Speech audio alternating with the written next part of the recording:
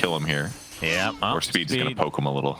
Well, he takes the Satyr. That's going to be very annoying. That's a juicy creep to kill, as we have a big smoke, though, from Felt. Into the river they go. Giant might be able to, yeah, he ends up getting initiated on, but tanks the gank, essentially. And Zone should be able to finish him off himself. In fact, Wake Me Up takes it with the Fade Bolt. Not needed, but that's okay. So 1K lead for... Kill's decent, though. That is true. Every kill counts. Yeah, we have the hook shot and the Cogs onto the other side. Look at the Cogs just blocking everybody off. So Wraith King left to his own devices as Lil Nick. Applying a little bit of pressure down here. There's the Solar Guardian. Paradise getting healed up, and they're going to take out albinozebra first. Now the Chakram coming out. Chain Frost bounces a few times onto the neutral creeps. Lil Nick getting quite low. Will Timber Chain to safety. That's the first life for Paradise down the drain. And the gaze, like you talked about, onto DNM into the Wraithfire Blast. But the burst damage from Lil Nick is enough. Paradise takes a tumble. But in comes Solji. Nice burst damage onto Lil Nick. Yeah, I mean, it was about a 1K lead for 5RATFORCESTAFF at that point, and it's kind of flip-flop as a result of that fight, but still generally even, like you said. We'll have to see what... I mean, the BKBs, I think waiting for any more to come online. So we're going to see the coil come out, Wizard Orb to follow, and the hook shot. The heal's coming in, but it's not enough from Zore. They lose Solji. It's going to be a trade for the clockwork, but if you're 5RATFORCESTAFF, you take that anytime. A very early shard picked up by Lil Nick with that flamethrower, and Shoot drops to the deck.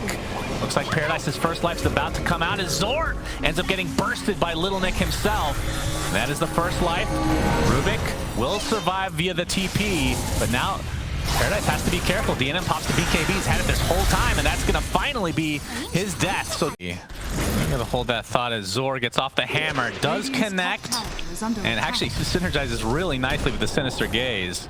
But TPs are coming in mass, and Giant's going to live as the rest of Felt are now on the retreat because Lil Nick has come up to play, and Shu will be the first casualty here. A nice Chain Frost, though, as Zore able to get the BKB TP.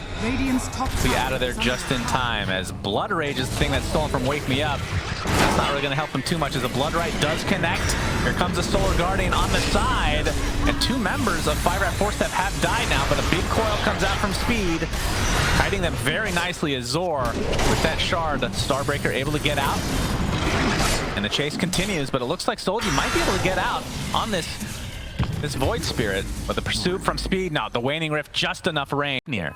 Why not Gleipnir? It's just, I mean, why not Mjolnir while you're at it? As in, i.e. DNM, he's going to get Yules into the Aether Remnant, but the BKB will keep him alive. Do they actually want to fight, though? Looks like the Aether Remnant does connect on the albinozebra, taking a ton of damage. He gets bursted from 100 to 0, but Lil Nick has come again, looking for the Lich, so it's a 1-for-1 to start.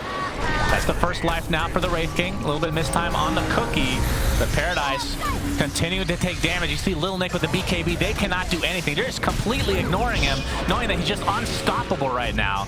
So Paradise does get the double kill, but dies shortly after, and Lil Nick has a double kill of his own. And there's the Gleipnir, as you call it. Big, juicy Starbreaker from Zore.